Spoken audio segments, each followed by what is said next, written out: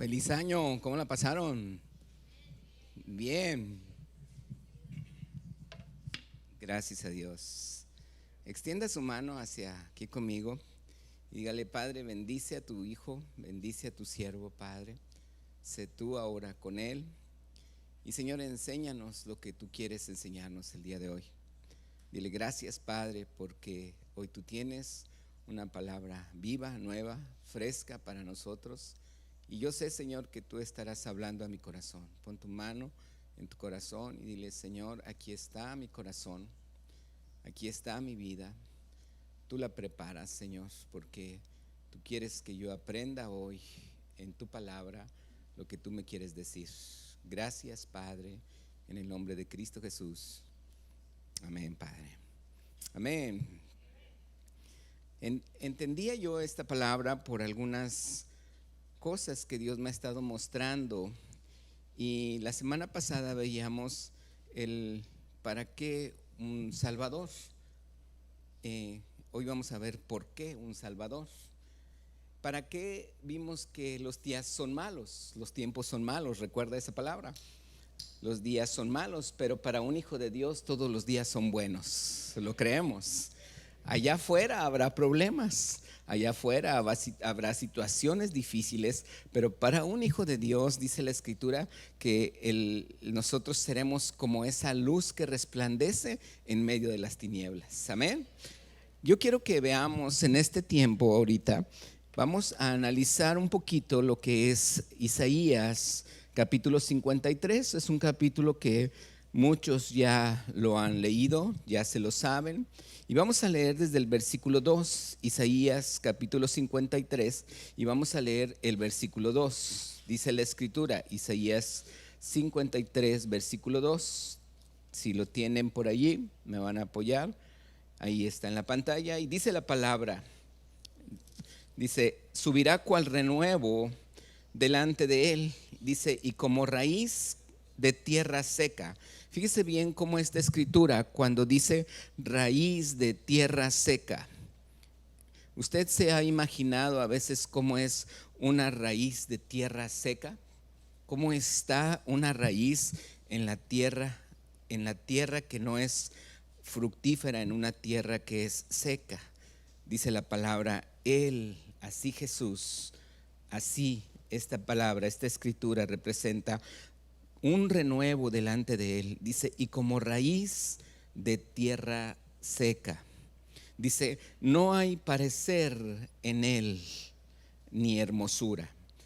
Le veremos, mas sin atractivo, para que ¿qué? Para que le deseemos, dice la Escritura. Versículo 3, despreciado y desechado entre los hombres. ¿Cómo es despreciado? Quiero que pensemos muy bien lo que está diciendo esta Escritura, porque es importante llegar a algo muy importante que vamos a estar viendo al final, y es importante que desde ahorita lo observemos. ¿Cómo es despreciado? Es como menospreciado, pero aún así va más. Es como algo que no me gusta, como que lo aborrezco. Dice, desechado entre los hombres, rechazado, olvidado por el hombre. Algo que ya no me agrada, que ya me gustaría dejarlo atrás. Dice, experimentado en quebranto. Cuando dice la palabra experimentado en quebranto, Él no solamente es en sufrimiento, sino también en enfermedades. Jesús vivió eso. Jesús, dice la palabra, fue experimentado en quebranto. Él vivió sufrimiento, incluso en enfermedad, aunque no pudiéramos ver ahí una enfermedad, pero como se siente una persona cuando está enfermo, así estaba Jesús en la cruz. Como cuando uno siente una enfermedad y sabe que está batallando con esa enfermedad en su cuerpo, en su vida, uno puede imaginarse que ese mismo dolor, ese mismo sentir en su alma, Jesús lo estaba viviendo allí. Dice, experimentado en quebranto. Dice la Escritura, y como que escondimos de él el rostro. Allí es precisamente cuando hay un rechazo, cuando hay un menosprecio, cuando yo escondo de él el rostro, cuando prefiero no ver a alguien o a algo, cuando yo lo prefiero no ver, cuando yo prefiero esconder el rostro. No pases por ahí, pasa por el otro lado. No quiero ver a esta persona, me voy a ir por aquel lado, o no voy a ir a tal reunión porque ahí va a estar fulanito. Allí es algo que Jesús experimentó allí en la cruz. Dice la Escritura, escondimos de él el rostro, fue menospreciado y no lo estimamos. Quiere decir, no lo valoré. ¿Cuántos a veces nos sentimos no valorados? ¿Cuántos nos sentimos menospreciados, rechazados? ¿Cuántos nos sentimos de una manera en la que no somos estimados? Dice la Escritura que todo esto lo vivió Jesús ahí en la cruz. No es tanto el que muchas veces nosotros lo vivamos de tal manera, pero imagínese el sentimiento que vivió Jesús. Ahí dice la palabra que estaban los discípulos ahí con él y nomás vieron que lo agarraron y lo apresaron, y solamente 2 discípulos se fueron con él. Uno era Juan y el otro Pedro. Así lo leemos en Juan. Sin embargo, Pedro fue el que se quedó afuera y Pedro fue el que lo negó. Pero ¿cómo lo abandonaron todos? Escondieron de él el rostro. ¿Cómo se sentiría Jesús en ese momento? ¿Cuál fue el sentimiento en su alma? Eso es lo que quiero que veamos. Dice el versículo 4, ciertamente llevó él ¿qué? Nuestras enfermedades. Dice, sufrió nuestros dolores. Dice, y nosotros le tuvimos, ¿cómo? Por azotado. Como si Dios lo estuviera castigando porque hizo algo malo. El pensamiento del hombre así es, por eso está allí, qué bueno, porque se portó mal, qué bueno, por todas las cosas que ha de haber hecho mal, por eso está allí, dice la palabra. Dice que la gente así lo tenía. ¿Cuántos nos hemos sentido injustamente acusados por algo que no hicimos? Cuando nosotros en muchas ocasiones sentimos que hay algo en nuestra vida que no está funcionando y a lo mejor estoy luchando por conseguirlo, pero de repente yo siento que hay alguien que me está acusando, que me está diciendo injustamente algo y yo ni siquiera lo hice. Es más, ni siquiera estuve allí, pero ahí me está diciendo la gente como si yo hubiera sido el responsable por eso. Dice, le tuvimos por azotado, por herido de Dios y abatido. Verso 5, acompaña y léalo junto conmigo. Dice la palabra, pero él fue herido, ¿por qué? Aquí es importante ver esto. Aquí está hablando Isaías en este capítulo y está diciendo que proféticamente, hablando de Jesús en ese momento en la historia, dice que Él pasó todo esto porque yo pequé. ¿Porque yo qué? Ahí dice la Escritura, herido fue por nuestras rebeliones. Hablando de rebeldía, ¿cuándo es cuando uno más experimenta la rebeldía? ¿Cuándo es cuando uno más escucha la palabra rebelde? No es de niño, no es de adulto. La palabra rebelde por lo regular la comprendemos o la manejamos más. ¿Cuándo?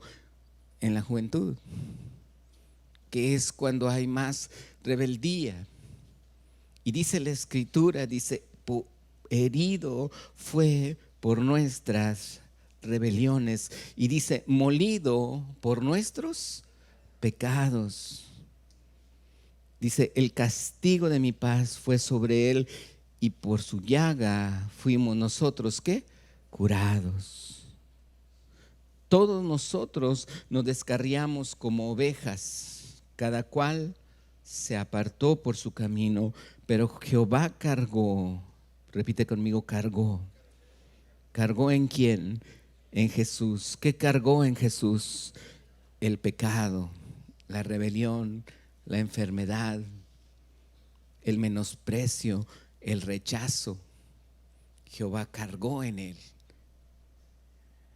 En él puso el pecado, en él puso la enfermedad, en él puso el menosprecio, en él puso el rechazo, en él puso todas las cosas que ahorita Isaías está hablando. En él puso el que cuando tú te sentías que la gente te acusaba y te volteaba la cara, que la gente te acusó injustamente, eso dice la palabra que Jehová lo puso ¿en quién? En Cristo Jesús. Dice la escritura, angustiado él y afligido, no abrió su boca. Tenía un propósito. Hay tres cosas que muchas veces el hombre lucha. Hay tres cosas principales por las cuales el hombre lucha. La Biblia me los dice. La primera cosa contra la que el ser humano lucha es precisamente contra la carne. Dice la escritura en Romanos capítulo 7 y capítulo 8, dice que lo que yo no quiero hacer, eso hago. Y lo que quiero hacer, no lo hago, dice la escritura. Y no habla de la carne, digamos, como el pecado o como las cosas. No, sino que hay cosas en mi vida, hay cosas en mi carne que yo quisiera hacer, que yo las quisiera hacer y no las hago. Hay cosas que no quiero hacer y las hago, dice la palabra. Es una lucha en mi carne. Es una lucha en mis emociones, es una lucha en mis sentimientos. Esa es una de las grandes luchas que el hombre tiene a nivel general. Y la segunda lucha que tiene el hombre es contra el diablo. La palabra de Dios dice en Efesios 6 que tú y yo no tenemos lucha contra carne y sangre, sino tenemos lucha contra principados y potestades. ¿Usted lo ha leído? Atrás de muchas cosas que vemos mal, en gobiernos, en organizaciones, en muchas cosas que usted y yo pudiéramos ver mal, atrás de esas cosas hay un principado demoníaco, hay un principado del diablo allí gobernando. Que mucha gente cuando está haciendo algo mal y está en algún cargo público, usted puede decir cualquiera de esa persona, pero Dios tiene un propósito en esa persona. Yo conozco gente que estuvo allí y que cuando se arrepintió y estuvo ya sentado en la iglesia, él pudo haber dicho, ¿cómo yo estuve haciendo aquello? Esa es la segunda lucha que nosotros tenemos, es contra principados, contra potestades. Mi enemigo no es esa persona, mi enemigo es el que está atrás de esa persona. Y esa es la segunda lucha en la vida del hombre. Pero ¿sabe cuál es la tercera? Es Dios. Y aquí usted va a preguntar, ¿cómo, pastor? Si yo me acerco a Dios, sí, pero ¿sabe cuál es una de las cosas, de los principales problemas que tenemos contra Dios? Es hacer su voluntad. Cuando Dios nos dice una cosa y muchas veces nosotros no la hacemos, allí mi problema, mi lucha no es directamente con Dios, es con su voluntad. Y hablando de decir que es con su voluntad, entonces estoy rechazándolo a Él. Lucho en mi carne, lucho contra el diablo, pero también lucho contra hacer la voluntad de Dios. ¿Cuál es el ejemplo que Dios me da? Cuando es con mi carne, Él me da el Espíritu Santo. Y dice que a través de Él yo puedo vencer cualquier cosa que la carne me pueda llevar a tener. Cuando la lucha es contra el principado y el diablo, dice que Él ya lo venció y que ya está derrotado. ¿Estás aquí? Y cuando es contra Dios, ¿cuál es el ejemplo que tenemos? Que Jesús mismo dijo: he venido a hacer tu voluntad. Y aquí dice: angustiado y afligido, no abrió su boca. Como cordero fue llevado al matadero, y como oveja delante de sus trasquiladores, enmudeció y no abrió su boca. Quiere decir que Jesús sabía el por qué lo estaba haciendo. Sabía la voluntad de Dios. Sabía que lo que Dios quería era librar a toda la humanidad del pecado. Jesús, dice la escritura, que así fue. Él no se defendió, él aprendió a luchar no en contra de la voluntad de Dios, sino en contra de su carne, y saber que la voluntad de Dios era antes de lo que él quisiera hacer. Aquí yo puedo comprender muchas cosas que cuando tú y yo estamos viviendo momentos en nuestra vida de situaciones difíciles, de situaciones que a veces no las comprendemos en nuestro corazón, muchas veces no sabemos qué hacer, muchas veces desistimos. A veces queremos tomar un consejo y a veces no sabemos cómo llevar a cabo ese consejo.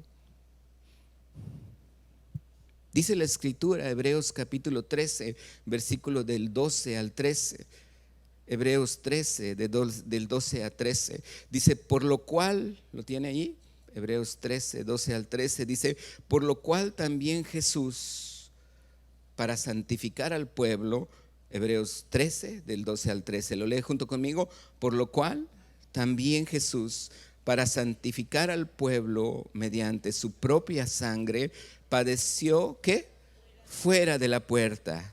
Salgamos pues a él fuera del campamento, llevando, ¿qué? Su vituperio. ¿Qué es vituperio? ¿Por qué la palabra me habla aquí de un vituperio? Otra traducción dice vergüenza. Otra traducción dice sufrió vergüenza. Y aquí es donde muchos de nosotros nos cuesta entender que ocasionalmente pudiéramos sufrir vergüenza por algo que hicimos. Pero ¿quién sabe que ya Cristo nos perdonó todos nuestros pecados? Bueno, Él no nos va a dejar a nosotros ser avergonzados, ¿lo cree? Porque Él llevó, ¿qué? El oprobio. Él llevó el vituperio. Él llevó todas nuestras enfermedades. Él llevó todos nuestros dolores. Él llevó todas las consecuencias de mi pecado. Él las llevó. Y dice la escritura, entonces, aquí podemos entender por qué un Salvador.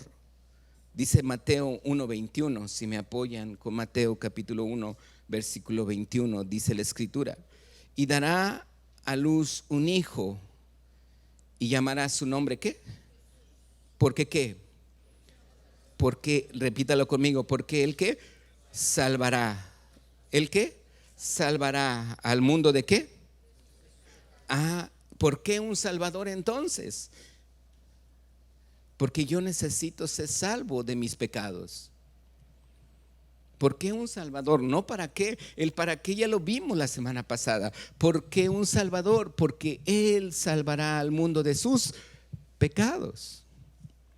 Ahora fíjese bien lo que viene, la definición de pecado en el Antiguo y en el Nuevo Testamento. Por ahí no sé si impondrían una filmina o si tendrá la traducción, si la podemos poner. Pecado vienen dos traducciones en el Antiguo y en el Nuevo Testamento. Quiero que veamos primero el Antiguo Testamento, si podemos poner el significado en la palabra en hebreo en el Antiguo Testamento. Algunos tienen Biblia Plenitud. En la palabra Biblia Plenitud tú también puedes ver el significado de pecado en el Salmo 130, en el versículo 3.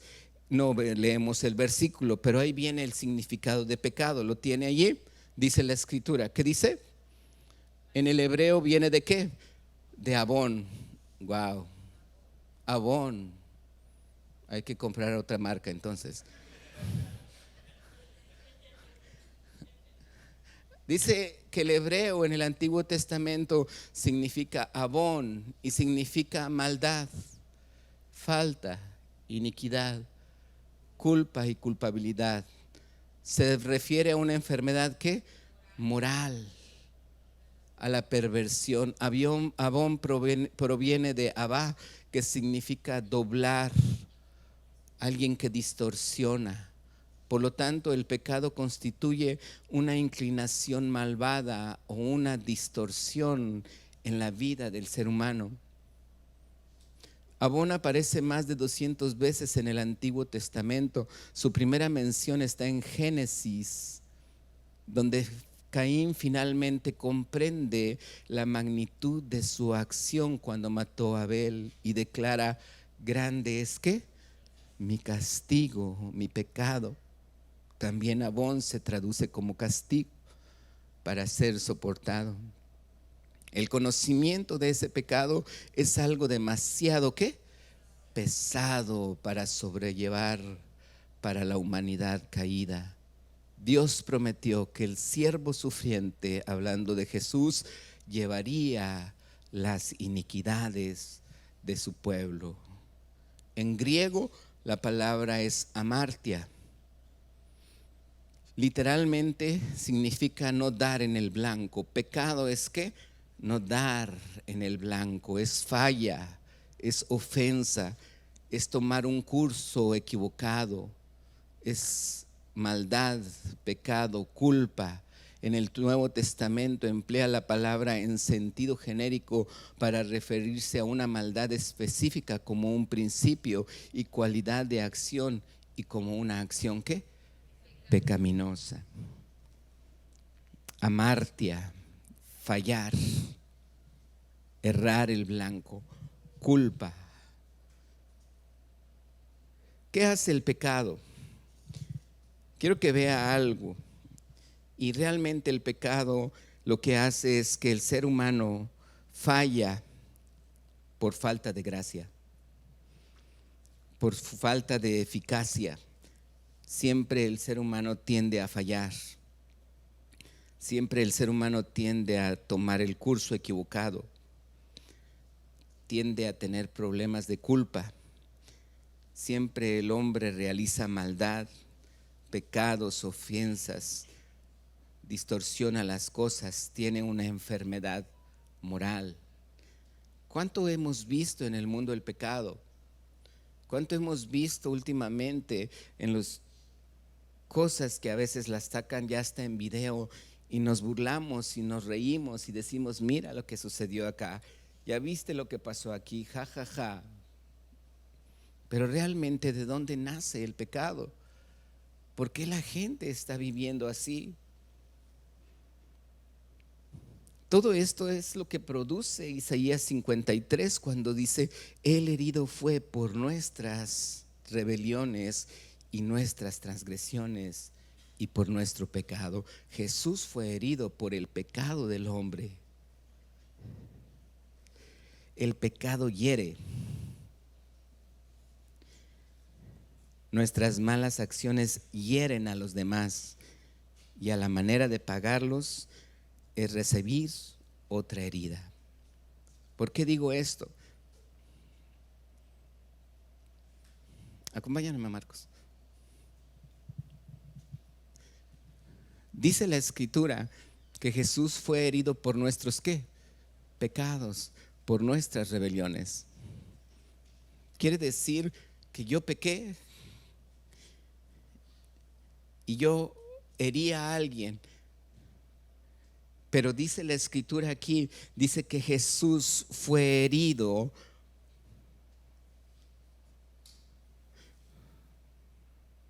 por mis pecados. ¿Cómo entiendo esto? Cuando yo cometo un pecado con alguien, lo más probable es que cometí el pecado hacia esa persona va a ser ¿qué? Herida. Por eso dice la palabra que Él llevó nuestras cargas. Él llevó ¿qué? Mi carga. Si yo tengo aquí a una persona y lo ofendo, él se queda ¿con qué? Con una carga. ¿Estás aquí? ¿Sí estás aquí? Si yo ofendo a esa persona tiene una herida y esa persona tiene una carga. Le entrego una carga y ahí se queda con ella. Pero no es todo. La palabra de Dios dice que Jesús fue herido por mis pecados. Yo cometí el pecado con él. Él se queda con una carga. Pero Jesús, ¿qué hizo? Dice la palabra que lo que yo debía de obtener por mi pecado, él lo llevó. ¿Y qué fue lo que él llevó? Una herida. ¿Estás aquí?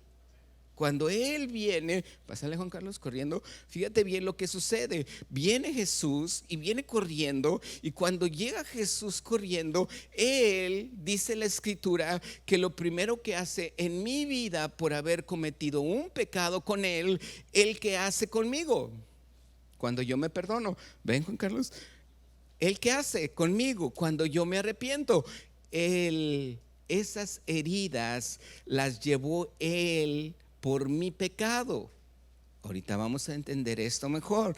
Tú pudieras decir, oye, pero si el herido fue aquel. Sí, yo también pensaba eso. Pero entonces, ¿quién cometió el pecado? Él o yo, que fue que lo ofendí. Yo tuve el pecado y yo ofendí a esta persona, puse en él una carga y yo cometí un pecado, y Jesús viene, y si yo me arrepiento, él me limpia de mi pecado y él me dice, no vas a ser herido, ni vas a ser avergonzado, ni vas a ser menospreciado, ni va a haber nada en tu vida. Oye, pero yo fui el que cometí el pecado. ¿Estás aquí? Y Jesús viene y se pone aquí, me dice, ya te arrepentiste, ya todo pasó. Pero también Él viene, y para Él es muy difícil entender si Él es el que fue el que recibió mi herida, mi culpa, y ya no lo volví a ver, o a lo mejor lo estoy viendo todavía, y todavía Él tiene la carga. ¿Qué tengo que hacer yo? Claro, voy a orar y digo, Señor, perdóname mis pecados. Y el Señor me dice, yo ya te los perdoné, ya los borré. Es más, ya no vas a sufrir vergüenza, ya no vas a sufrir oprobio, ya no va a haber nada en tu vida, porque yo ya lo borré, yo ya lo llevé en la cruz del Calvario. Yo le digo, ay Señor, gracias. Aquí me recuesto, digo, qué bueno eres, Señor. Pero Él tiene todavía la culpa que yo le llevé.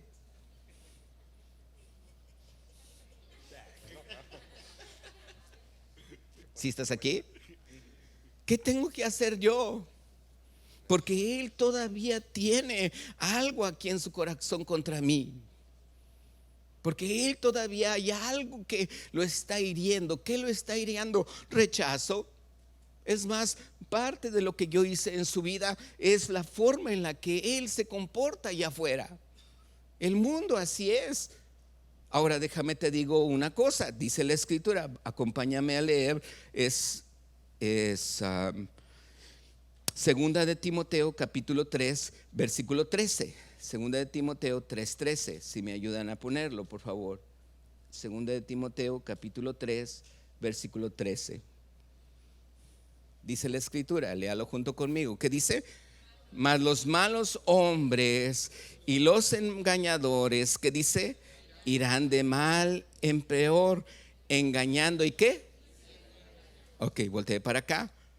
Hay otra escritura, quiero que también me acompañe a Mateo capítulo 26 versículo 52. Mateo capítulo 26 verso 52. Dice la escritura en este versículo, entonces Jesús, Mateo capítulo 26 versículo 52, dice la palabra. Aquí es como cuando Jesús iba a ser entregado, y Jesús le dice a Pedro, vuelve tu espada a su lugar, porque todos los que tomen espada, ¿qué?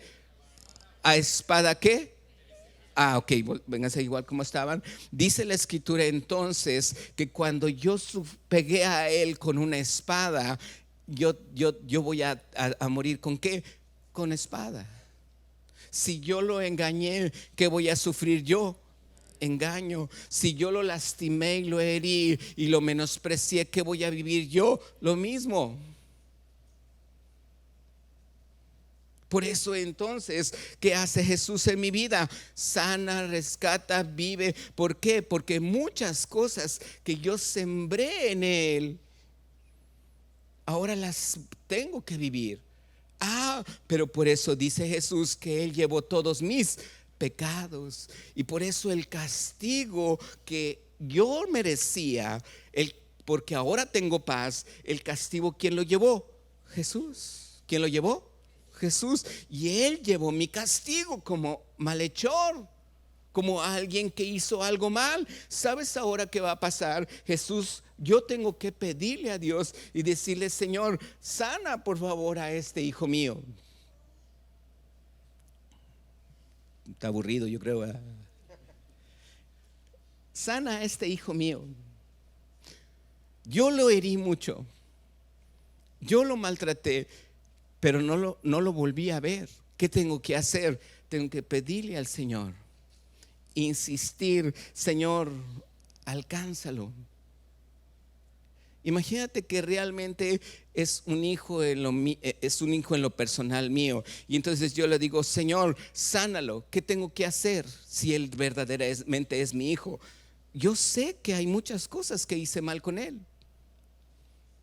Yo sé que cometí muchos errores con Él. Hay cosas que ahorita ya veo que muchos de nosotros, hay muchas veces que yo veo en nosotros que como papás nos equivocamos con nuestros hijos. Yo me he equivocado mucho con mis hijos. Yo creo que mis hijos pudieran tener a lo mejor una lista ahí de todas las cosas que dice: a ver, tú me hiciste esto y me hiciste el otro y me hiciste aquí, me hiciste allá. Y yo creo que yo, gracias a Dios, ya me perdonó. Ay, qué bueno es el arrepentimiento, amén. Sí, pero mi hijo, ¿qué sucedió? Él sigue teniendo la lista aquí. Él sigue cargando. Él sigue viendo las cosas que yo como papá no cumplí. Y hay cosas que muchas veces, por decir como papá, yo en esta iglesia tengo 3 hijos, bueno, ya 4 con el esposo de mi hija, aunque no lo quiera. Él, aunque él no lo quiera, es mi hijo. ¿Estás aquí? Aunque él no lo quiera, él es mi hijo. Yo tengo 4, ¿estás de acuerdo? Aunque él no lo quiera, ya tengo 4 hijos. Pero aparte de esos 4 hijos, si nos contáramos aquí, yo te diría: somos 80 personas. También él está dentro de los 80. ¿Estás de acuerdo? Porque yo tengo hijos que espirituales. Aparte de ser parte de mis 4 hijos en lo natural, también es un hijo que espiritual. ¿Estás aquí? Entonces, para mí es una responsabilidad mayor, mucho más grande. Y cuando yo le dije al Señor: wow, esto está muy pesado para un pastor, o sea, que todos sean mis hijos, imagínate. Y el Señor me dijo: no es pesado, no es difícil. Yo le dije: es que está aquí, tú me lo estás diciendo. Sí, pero en cierta manera, ¿qué tengo que hacer contigo y con mi hijo en lo natural? A llevar a conocer a Jesús. Es la única forma. Porque tú no sabes mi vida. Tú no sabes por qué yo lo ofendí. Tú no sabes por qué yo a él lo lastimé. Tú no sabes por qué yo a él lo herí. A mí me hirieron. Tú no conoces a mis papás. Tú no los conociste. Pero los hubieras conocido.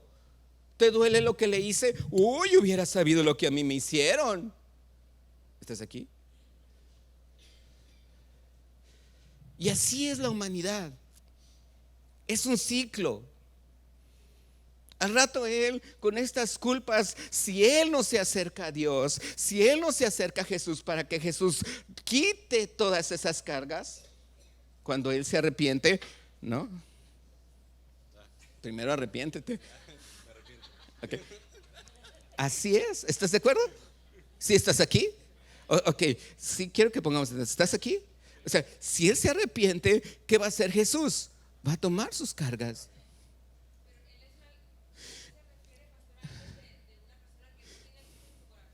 En general, el diablo es lo que hace. El diablo, el diablo.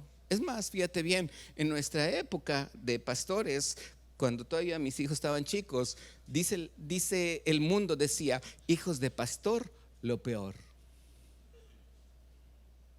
Yo no sé si alguien oyó ese dicho, pero ese era un dicho muy común en nuestro tiempo, cuando nuestros hijos estaban chicos, hijos de pastor, lo peor. ¿Sabes por qué? Porque había muchos papás, pastores, como papás lo hubo o lo hay en nuestros días, que en muchas ocasiones uno como pastor se la dedicaba todo el tiempo en el ministerio. Andaba orando por medio mundo, yendo a visitar a medio mundo, y con quien menos tenía comunión era en su casa con sus hijos. Y por eso los hijos llegan a tener tantas y tantas heridas en su vida, porque no estuvieron con él. Pero no le echo la culpa solamente a un pastor, le echo la culpa también. Y ojo, porque yo he hecho culpas, pero el diablo es el que culpa más. El problema es que hay papás que tienen un trabajo porque realmente ese es su trabajo. Tienen que traer dinero a la casa, y es correcto, es bueno, porque así es. El problema es que hay límites en su trabajo. Y cuando en el trabajo no ponen esos límites, parte de lo que él deberían de ofrecer a sus hijos lo ponen allá en el trabajo. Mucho de lo que ellos deberían dar a sus hijos lo están ocupando el tiempo en el trabajo. Y por eso el hijo se hiere. Por eso el hijo está en una posición también herida. Y hay cosas que él está viviendo y que yo no me doy cuenta. Y Señor, pues estoy sirviéndote, ¿cómo le hago? No, no es correcto. ¿Por qué? Porque así hubo hijos de pastor, lo peor decían. Mi esposa y yo tuvimos que tener mucho cuidado con eso dentro de mis hijos. Cuando yo trabajaba y ya era pastor, era el esfuerzo doble. Por eso para mí, ¿cuál era lo que tenía que hacer? Llevarlos, animarles, instruirles. Sí, te hice mucho daño, pero ¿sabes qué? Aquí está Jesús. Enamórate de Él. Él es el que te va a quitar todos tus pecados, todas tus cargas. Él es el que lo va a hacer. ¿Qué tengo que llevar a mi hijo a conocer más a quién? A Jesús. Porque de esa manera Jesús a él lo va a hacer libre, como a mí ya me hizo libre. ¿Estás de acuerdo? Cuando yo veo que el diablo lo que hace, dice, a espada estás dando, exígele. Mientras él no conozca a Jesús, mientras él tenga todavía las cargas, viene el enemigo, viene el diablo y le está diciendo a él, exígele, ahora tú hiérelo. Él te hirió, ahora tú hazle lo mismo, devuélvesela, porque el que a espada debe morir. El diablo es el que se encarga en este mundo, en todo nuestro alrededor. El diablo es el que ahorita está diciéndole, no te dejes. Te lo hizo, hazlo. Te menospreciaron, menosprecia. Te lastimaron, lastima. Volvieron de ti el rostro, voltéales el rostro. Se burlaron de ti, búrlate. ¿Me estoy explicando? El diablo está haciendo todo eso en este mundo. Los días son malos, dice la palabra, pero sobre mí vienen todos los días buenos, porque yo soy libre. Que se vayan al infierno ellos. No, ¿verdad que no? ¿Qué tengo que hacer yo? Tengo que llevar a él. ¿A quién? A conocer a quién, a Cristo. ¿Qué va a hacer Jesús en su vida? Antes que nada, va a quitar sus cargas. y lo va a sanar. Y si ahora alguien viene y está aquí y quiere lastimar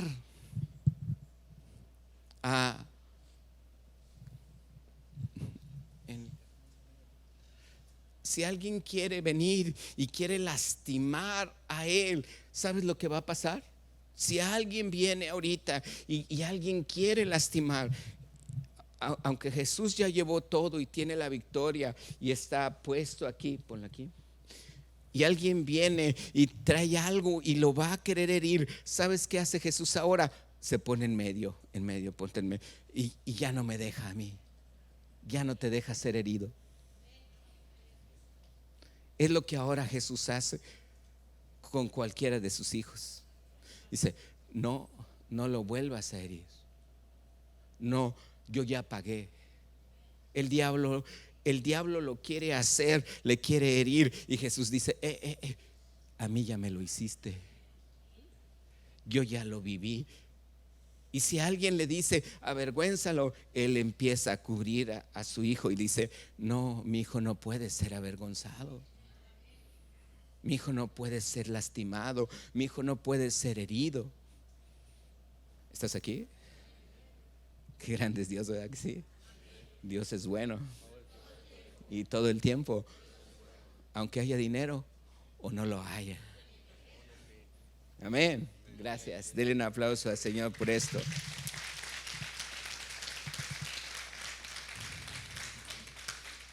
Voy a pedir al teclado que pase. El diablo levanta una raza herida. La humanidad, realmente, la humanidad, si tú lo vemos, su alma está herida. Su alma está lastimada. La gente que tú ves alrededor, si hace algo, si lo está haciendo, es porque está herido. Es porque está lastimado. El diablo lo que hace es acusar a la humanidad. Y por eso lo que el diablo está haciendo lo describe Isaías 53. Fíjate bien, lo que el diablo está haciendo lo describe ¿quién? Isaías 53. Jesús vivió, por eso quise profundizar en Isaías 53. Jesús vivió todo lo que tú pudieras sentir si alguien te hirió, si alguien te lastimó. Jesús lo vivió. Jesús sabe ese sentimiento que hay en tu corazón. Jesús sabe ese sentir en tu alma, esa emoción, esa lastimadura, esa carga o esas cargas que tú pudieras traer aquí.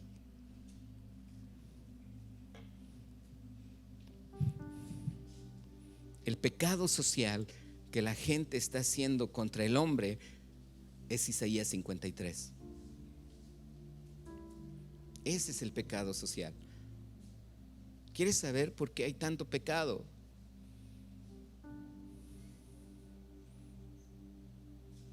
Porque finalmente Jesús sabía que el hombre falla, que sin la gracia de Dios el hombre siempre tiende a fallar. ¿Te fallaron tus papás? ¿Fallaste tú a tus hijos? Es la tendencia de la humanidad.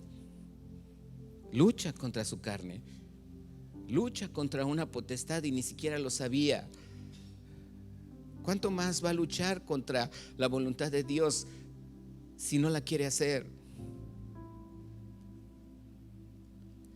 Los pecados de los padres, de los hermanos, de los amigos, de la gente, todos esos pecados están dirigidos al rechazo. El menosprecio, están dirigidos a producirnos dolor, están dirigidos a producirnos sufrimiento, incluso enfermedades.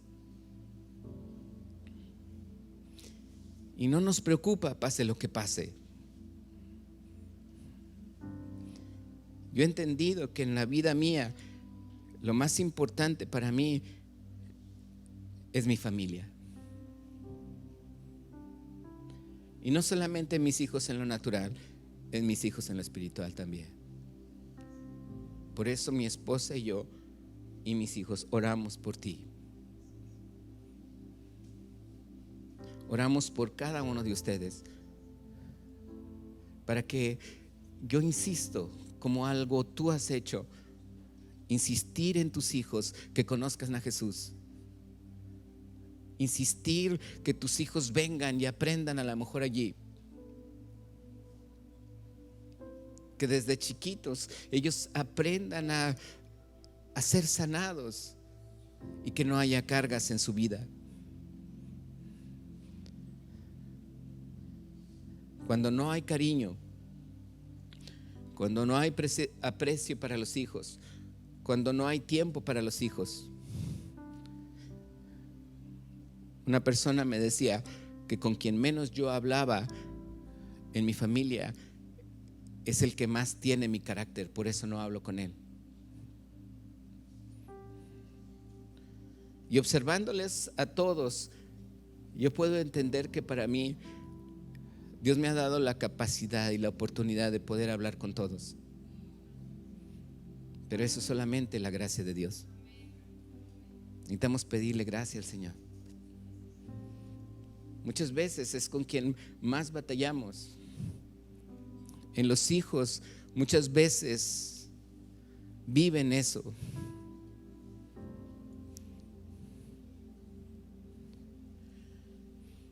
Hay cosas que en el resentimiento del hijo es ese resentimiento oculto que no dice nada, que se quedan callados. Por eso se genera un ciclo. Cuando empieza a hablar el hijo, cuando nunca lo pudo decir con su papá, pero ahora sí se lo dice al hijo.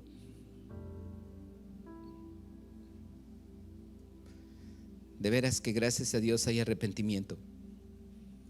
Y repite conmigo: Jesús rompe el ciclo. Qué bendición, ¿verdad? Jesús, ¿qué? Rompe el ciclo. Si tú y yo nos acercamos a Dios, si tú y yo le entregamos nuestras cargas a Dios, le pedimos perdón, Él nunca va a dejar que yo sea avergonzado. Y aún así, lo que más va a hacer en mi vida, también lo va a hacer en la vida de mis hijos. Quiero que leamos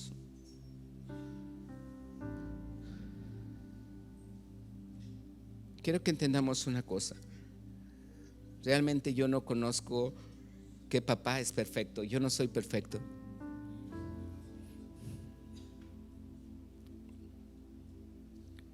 Y esto me produce mucha carga. Ahora yo como pastor tengo que encontrar la forma de sustituir en la mente del hombre que cualquier herida cae sobre Jesús. Ese es mi trabajo. Quiero decirte con todo mi corazón: cualquier herida que te hagan, no la recibas. Cae en Jesús. Deja que caiga en Jesús. Él ya pagó. Él ya pagó. Dice que Él llevó los vituperios. Cayeron sobre Él, dice la Escritura. Todo vituperio cayó sobre Jesús. Y por último quiero terminar con un versículo que viene en Filipenses. Este no viene anotado porque el Señor me lo entregó aquí a último momento. Filipenses capítulo 3.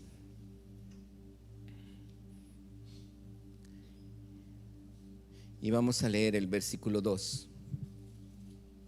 No, espérame. Está muy fuerte ese.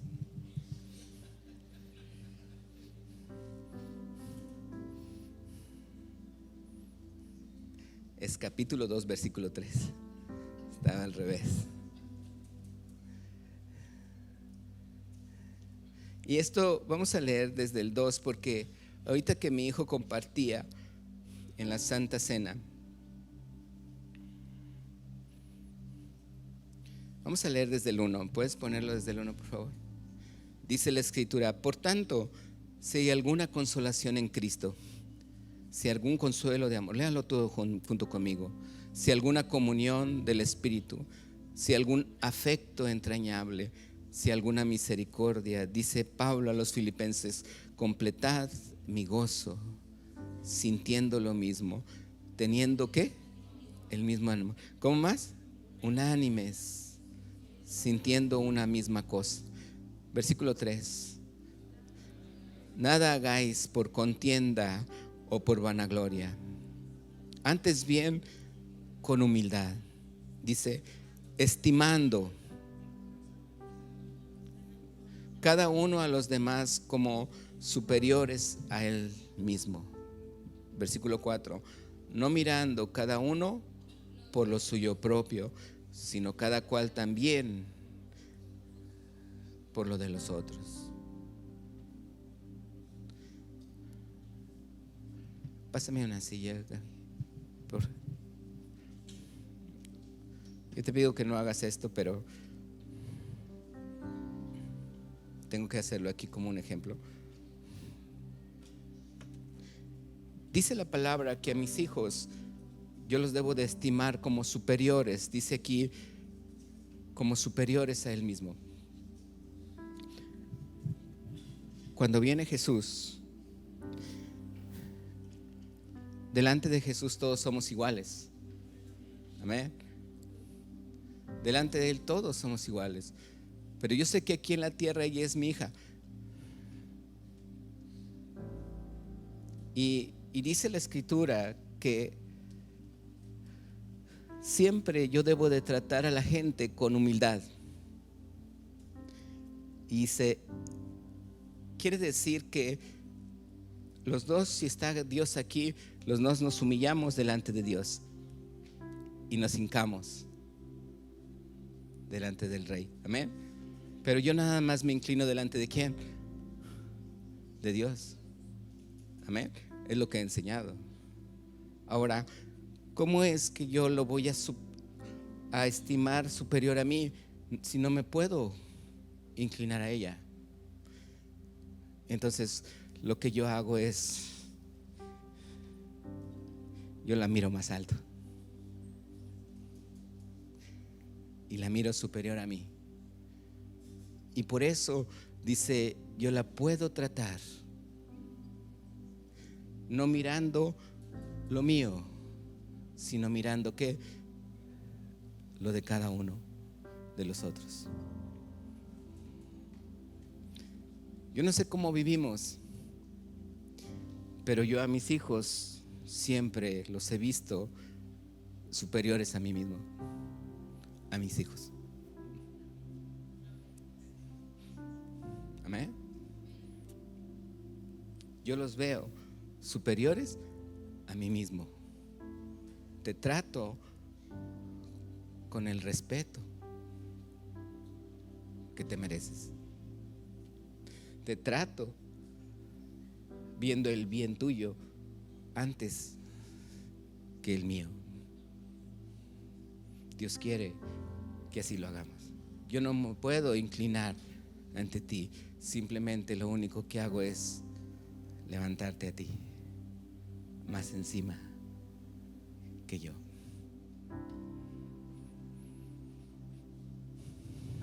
Amén. Gracias a Dios. Gloria a Dios. Aleluya, Señor. Cierra tus ojos así como estás.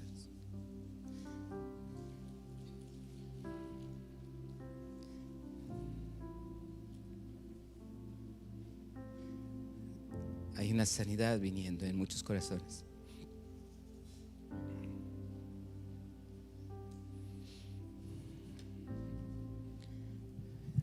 Hay algo que Dios está haciendo en los hijos. Y no me refiero a los hijos que están aquí con su familia, sino en que todos fuimos hijos. Y si por alguna razón tú viviste algo, también como hijo de Dios, Dios está viendo tu vida.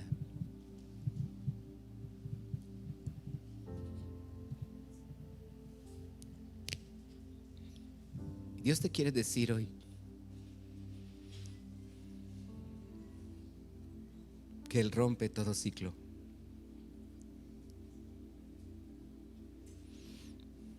Sarita, Él rompe los ciclos.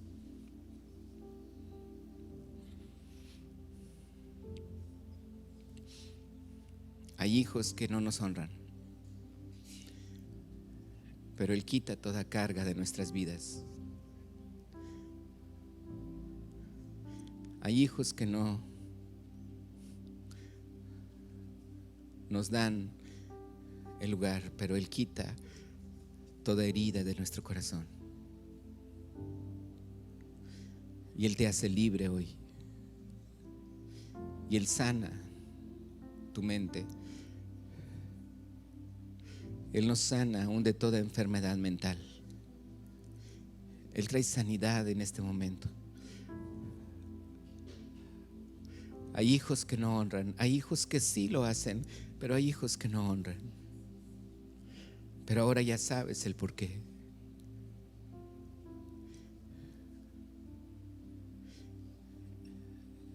Llévalo al Señor.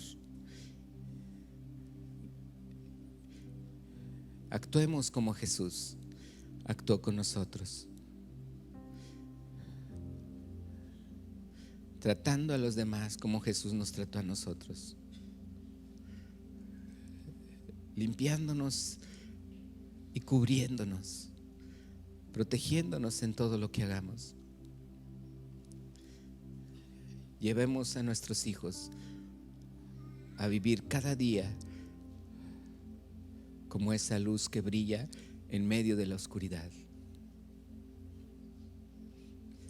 Hoy Dios está trayendo sanidad. Hoy Dios está trayendo su sanidad. Ahí está la sanidad de Dios viniendo. Pon tu mano donde tú estabas enfermo. Pon tu mano ahí donde tú estabas con una enfermedad. Y si tú no tenías ninguna enfermedad, pon tu mano en tu corazón o en tu mente, donde el diablo te había hecho llevar a buscar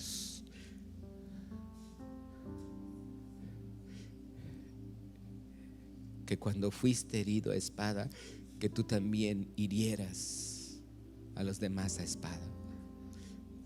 Hoy dile al Señor que Él toma todas tus enfermedades. Él toma todos tus dolores. Él tomó tu rechazo. Él tomó tu carga.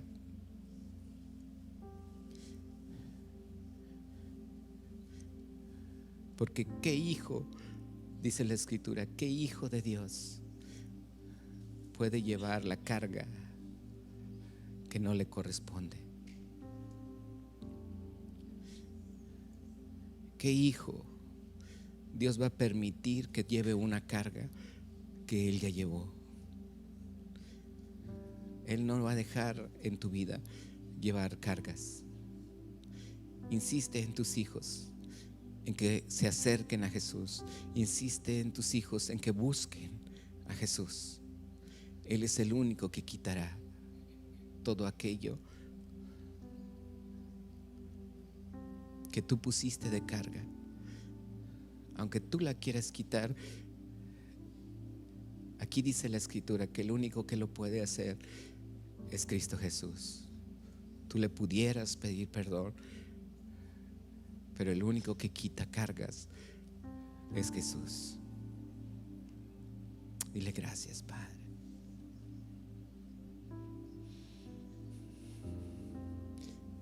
Hay una sanidad viniendo en cada corazón. Y si tú te quieres poner de pie hoy diciéndole al Señor que aceptas que Él tome tus cargas, ponte de pie. Solamente si tú aceptas que Él tome tus cargas. Y dile al Señor: toma mis cargas. Yo sé que tú ya las llevaste en la cruz. Sé que tú ya pagaste, Jesús. Sé que tú sufriste el oprobio, la vergüenza. Tú sufriste, Señor, el menosprecio. Tú sufriste, Señor, aún verte sin atractivo, Señor. Aún cuando nadie te deseó, Señor. Aún cuando nadie te vio. Hoy, Señor Jesús, tú haces esta obra, Padre. Y tú tomas el control de nuestras vidas y la de nuestros hijos, Padre.